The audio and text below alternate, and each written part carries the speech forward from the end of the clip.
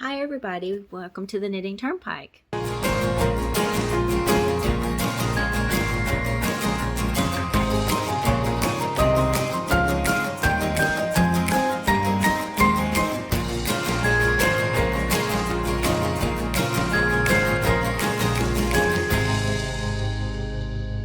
Welcome to the Knitting Turnpike. My name is Gina Pike. I'm so happy that you're here today.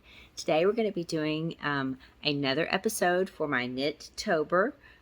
We are going to be talking about one of the projects I'm working on this month. This is the Lilith Shawl. It's a mystery knit along being hosted by Boo Knits, who is Bev Johnson. She is known for her lace shawls. So this is a top-down crescent lace shawl. It is being, the clues are being dispersed over 6 different times, 6 different clues. We just got clue 3 on October the 8th. So this update's going to be for clue 3. I've shown you guys clues 1 and clues 2.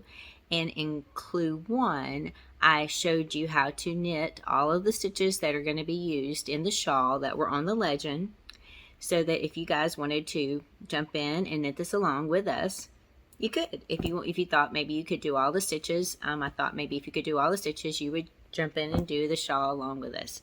So I'm using a yarn. It's called Dye for Yarn. It is a Tessa silk yarn. This is the label. They're out of Germany. They're an Etsy store. The yarn I'm using is it's a lace weight, 760 yards, 100 grams. It's called Bloody Pumpkin. And this is the way it looks, all caked up. So you can see it's mostly orangey rust. And it has some splotches of this brown, which is like blood. So, I've shown you clues 1 and 2. I'll put a link to those videos up above. We're going to be talking about clue 3. Give me 1 second to get myself all discombobulated here. Alright, this is clue 3. I've been marking these off, and I will pin this out as well so you can see it flat. But this is what the shawl is looking like right now. You can see the first stitch marker was the first clue. Hold on a second here. Really twisted. Okay, there we go. The first stitch marker was to how much the first clue was. The second stitch marker was to the second clue, and then of course the bottom right there on my needles is the third clue. And you can see she is bringing in more lace and more beads. Let me just start up here. There's these really interesting baubles and beads. You can see my beads are called root beer. They're brown, but they do have an orange sheen, so when the light hits it, it looks really close to the shawl in colorway. I'm not sure if you can see that with this. And again, clue 3 brought in some more lace elements, like some lacy leaves. I'm going to pin this out so we can take a look at it laying flat, because it is curling a little bit because it is a lot of knitting on the right side, purling on the wrong side.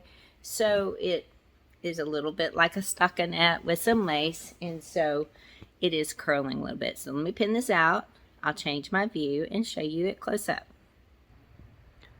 Alright, here we go. As you can see, it is way too big for my couch cushion. And I'm just going to show parts of it, but I want you to see how big it is getting. Again, this is the end of clue 3. This was the end of clue 1. This was how much for clue 2. This is the end for clue 3. You can see how big it's getting. Let me show you some of the stuff close up, some of the lace stitches. They've gotten bigger. The shawl did start here with garter stitch tab cast on. Each little lace element with beads is starting to get bigger as you go along. That one even bigger, different type of a leaf. Now we've gone into that. That was with clue 2. This element in here ending with the bead, and now this is opening up into, I love this clue. Look at how this opens up here and it brings in this lacy leaf, and it's got all these beautiful little beads in it, and it just goes all along the bottom of the shawl. That's basically what clue 3 was. As you can see, I didn't have it pinned out all the way, but you can see it is getting pretty long. We're about halfway done with the shawl. We got 3 more clues. So that was clue 3, and you can see after the lacy leaf, we're starting into another lace motif with the beads here and along here, along the edge. And that's what it's looking like. I really am loving it, and it's fun to knit.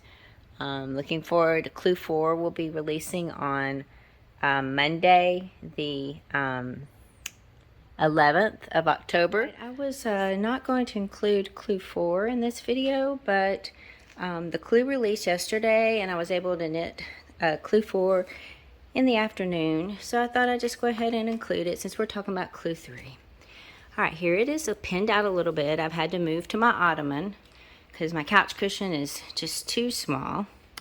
I'm not going to point out the stuff I've already pointed out, but you can see it runs. This is to clue 1 where the butterfly is. Clue 2 was to where the ladybug is, and then clue 3 was where the bead. Where the bee is, and that's where it stopped. That's what I just showed you in the last video. And then we have clue 4 that we just did, and that's where we were. And now you can see the start of these beautiful half diamond motifs. It looks like she might be bringing in another leaf. I am not sure, but I'm so excited. That bead looks a little weird, but as you can see, my beads do have a orange shimmer when the light hits them, which I thought was perfect with this yarn. This bead is called root beer. It's a Miyake bead, glass bead, size 6-0, and this is a lace weight yarn. And I'm just trying to show you. You can see where clue 3 was. I've shown you that, and this is just what clue 4 looks like. This beautiful V. It goes into this other V that surrounds it with beautiful yarn overs around it. And it just goes all the way around the shawl. The shawl is the rows are getting very long, which is probably why we only had 10 rows on clue 4 yesterday. But that is what the clue 4 is looking like. It's not a very long update. I will say this though. This stitch right here, I am going to show you how to do it. I have shown you how to do it because in clue 1, I showed you how to do all the stitches. However, in this one stitch, which is, let me get my bearings here, right here, this stitch right here, it is a slip 2, knit back and front, pass the slip stitch over with a bead.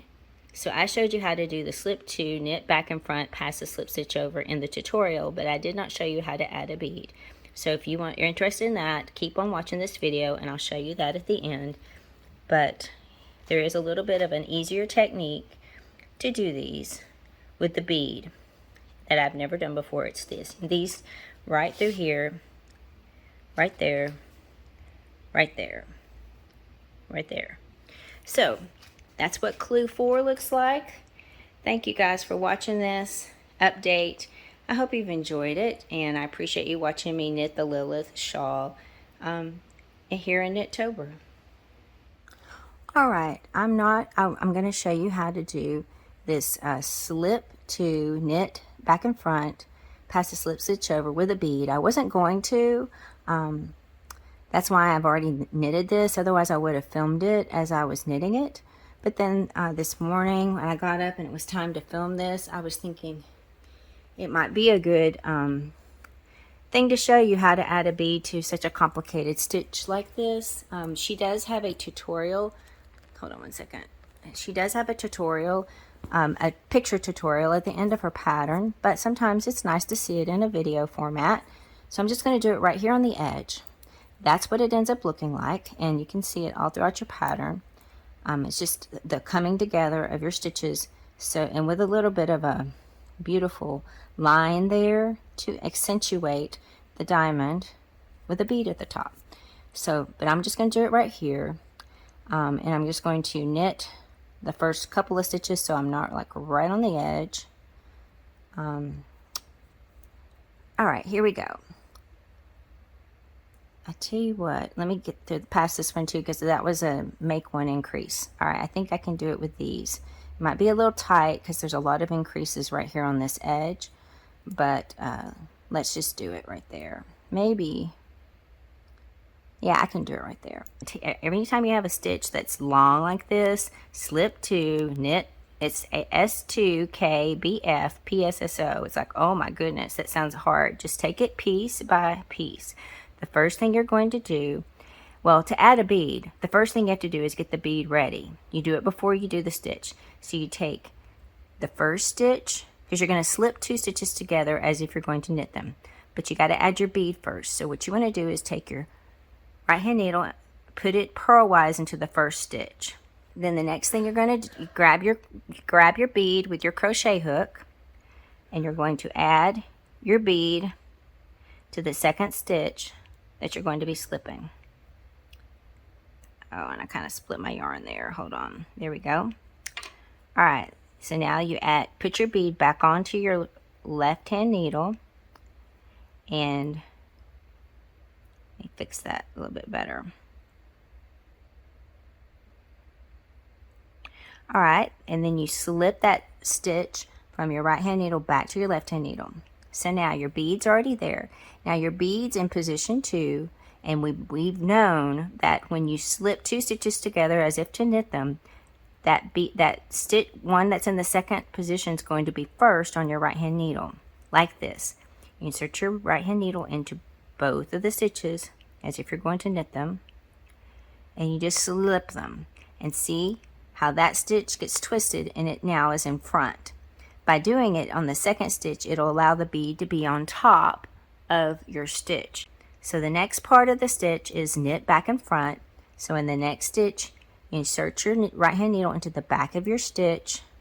So you knit back, do not pull it off the left hand needle, insert it through the front leg, and knit through the front. Now that's the second part of that stitch.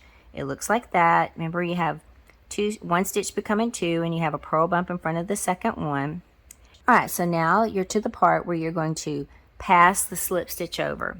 So what you have to do is you have to grab those 2 slip stitches just with your right hand needle.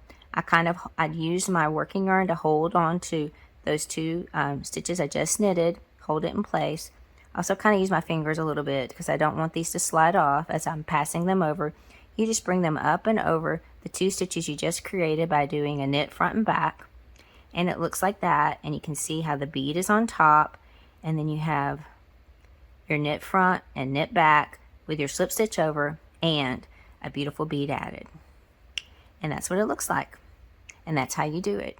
And thank you so much for watching this video for the Lilith Mystery Knit-Along Shawl by Bev Johnson of Boo Knits. I hope you have enjoyed this. I've enjoyed sharing this with you. I'm still excited about this project.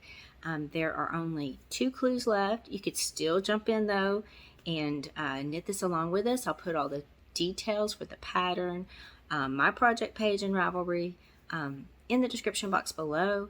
And I would love to have you join me. And her patterns are so well written. I know you won't have any trouble with them at all. And it's just a fun time to knit a shawl around Halloween. So let's, if you want to do that, I would enjoy it. Thank you for watching. If you are new here, I'd love to talk about knitting and crochet and yarn and what I'm working on. And I love to hear what you guys are currently working on. We would love to have you join us here in our family and get to know you better. I hope you all have a wonderful day. Thank you so much to everybody who watches these videos time and time again. My family, I love you and appreciate you so much. Hope you all have a wonderful day. Take care, and I will see you all very, very soon. Bye-bye.